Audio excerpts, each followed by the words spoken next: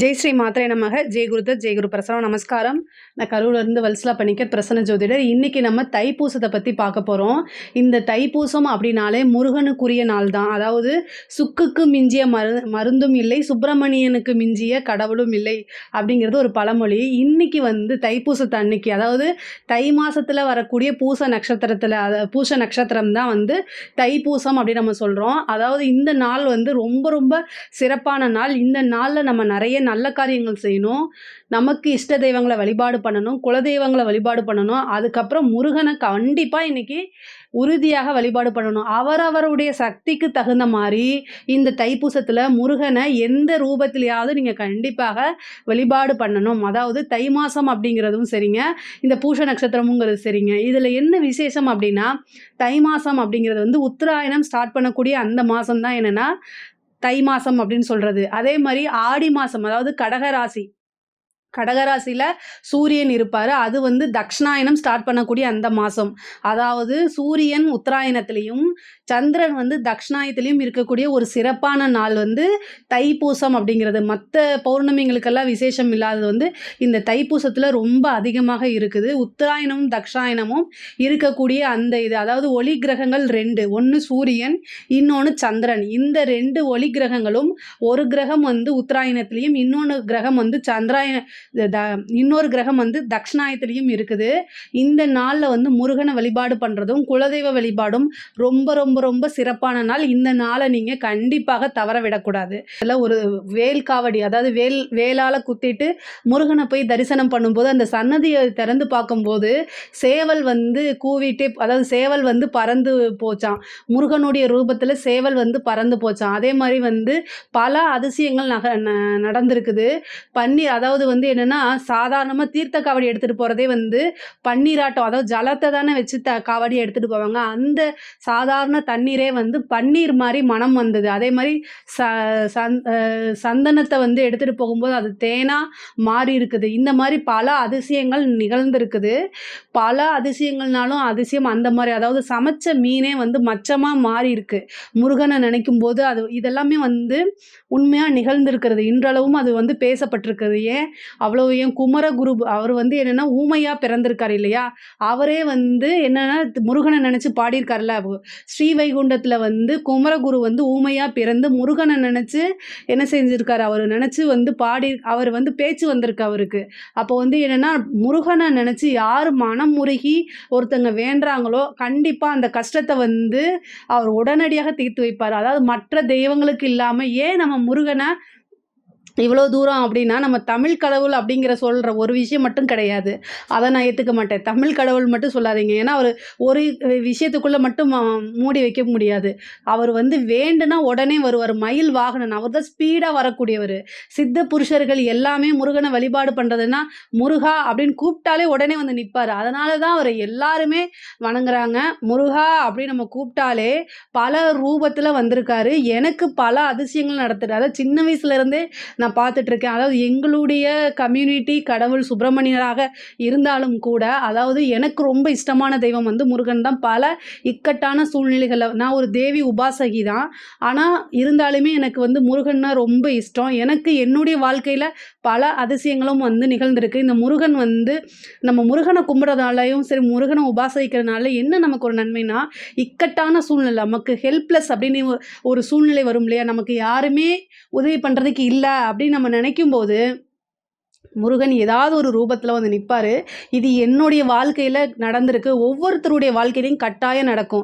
யாரெல்லாம் முருகனை நினச்சி உண்மையாலுமே ஆத்மார்த்தமாக உருகி அவரை நினைக்கிறீங்களோ, அவர் உங்ககிட்ட பேசுவார். நீங்கள் என்ன கேள்வி கேட்டாலும் அதுக்கு பதில் ஏதோ ஒரு ரூபத்தில் மனமுருகினா கண்டிப்பாக கிடைக்குங்க. முருகனை நினச்சி நீங்கள் வணங்குனீங்க அப்படின்னா நீங்கள் கேட்கக்கூடிய அத்தனை விஷயங்களுமே உங்களுக்கு கிடைக்கும். அவர் ஏதாவது ஒரு ரூபத்தில் உங்ககிட்ட கொண்டு சேர்ப்பார். இன்றைக்கி தைப்பூசத்தை அன்னைக்கு அன்னைக்கு முருகனை ஏதாவது ஒரு ரூபத்தில் நீங்கள் வழிபாடு பண்ணணும். முருகனை வந்து வழிபாடுறது, அதாவது முருகனை வந்து வணங்குறதுக்கு நாள் நட்சத்திரம் கிடையாது. ஆனாலும் இன்னைக்கு வழிபாடு பண்ணுறது ரொம்ப சிறப்பான பலன்கள். உங்கள் வீட்டில் அதாவது இன்னைக்கு பகலில் வந்து நீங்கள் முருகனை நினச்சி விரதம் இருந்துட்டு பக்கத்தில் இருக்கக்கூடிய, அதாவது ஒரு சிலர் வந்து வேலை விஷயமாவோ அல்லது உடல்நிலை காரணமாகவோ சில ஸ்தலங்களுக்கு, ஒன்று திருச்செந்தூர், பழனி, இது மாதிரி அறுபடை வீடுகளுக்கு செல்ல முடியாமல் இருக்கிறவங்க பக்கத்தில் இருக்கக்கூடிய முருகன் கோவிலுக்கு போங்க. அந்த விஷயமே உங்களால் பண்ண முடியலன்னா வீட்டில் ஒரு முருகன் ஃபோட்டோவை வச்சு உங்களால் என்ன முடியுதோ அதை நீங்கள் அவருக்கு படையலாக போட்டு அர்ச்சனை, அதாவது செவ்வரளி பூக்களால் அவருக்கு அர்ச்சனை பண்ணி இந்த தைப்பூசத்தன்னைக்கு அவருக்கு வந்து வழிபாடு பண்ணுங்க. அதாவது உங்களைய வருத்தி செய்கிறத அவரே விரும்ப மாட்டார். அதாவது உங்களால் என்ன முடியுதோ, நீங்கள் ஒரு சுகர் பேஷண்ட்டாக இருக்கலாம், அதனால் விரதம் இருக்க முடியாமல் கூட போகலாம். அதனால் நீங்கள் கவலைப்படாதீங்க. நம்மனால முருகனுக்கு செய்ய முடியலையே, விரதம் இருக்க முடியலையேன்னு கவலைப்படாதீங்க. மற்ற கடவுளை விட முருகன் வந்து ரொம்ப அன்பு செலுத்தக்கூடியது, இரக்கமுள்ள கடவுள் அப்படின்னா முதல்ல வந்து முருகன் தான், 2வது தான் அம்பாள்.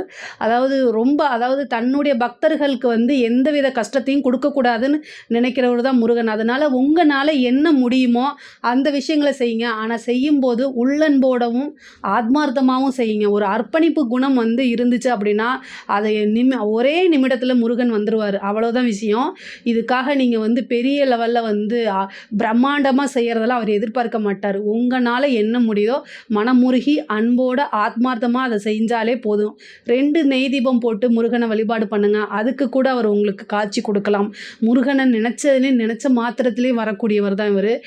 ஏன் இந்த தைப்பூச திருநாள் வந்து ரொம்ப விசேஷமாக கருதப்படுது அப்படின்னா, இந்த தைப்பூச நாளில் தான் வந்து உலகம் சிருஷ்டிக்கப்பட்டது அப்படின்னு ஒரு ஐதீகம் இருக்குது, ஒரு புராணம் சொல்லுது. பொதுவாக வந்து இந்த தைப்பூச திருநாளில் வந்து தெப்போற்சவம் நிறைய நடத்துவாங்க. அதாவது ஜலத்திலிருந்து தான் உலகம் உருவாக்கப்பட்டது அப்படிங்கிற அந்த ஒரு தாத்பரியத்தில் தான் வந்து இந்த தைப்பூச திருநாளில் பல கோவில்களில் வந்து தெப்போற்சவம் அப்படிங்கிறது, அதாவது தெப்ப குளத்துக்கு வந்து பூஜை பண்ணுறது, தெப்போற்சவம் நடக்கப்படுது. இந்த தெப்போற்சவம் நடக்கிற அந்த கோவில்களில் வந்து நீங்கள் அதாவது பிரதட்சணம் பண்ணும்போது பிரம்மஹத்யா தோஷம் அப்படிங்கிற அந்த தோஷம் வந்து உங்களை நெருங்காது.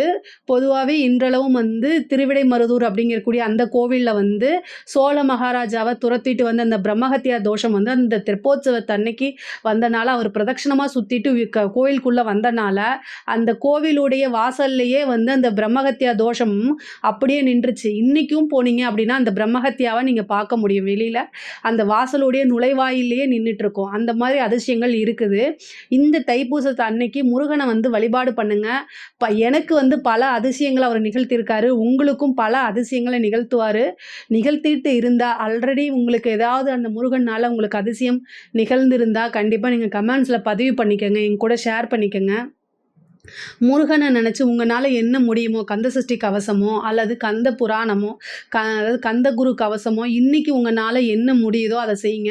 இந்த தைப்பூச திருநாளில் உங்களால் இயன்ற அளவுக்கு முருகனை நினச்சி முருக பக்தர்களுக்கு அன்னதானம் கொடுங்க. உங்களால் என்ன செய்ய முடியுமோ உங்கள் சக்திக்கு தகுந்த மாதிரி செய்யுங்க. சக்திக்கு மீறி எதையும் செய்ய வேண்டாம்.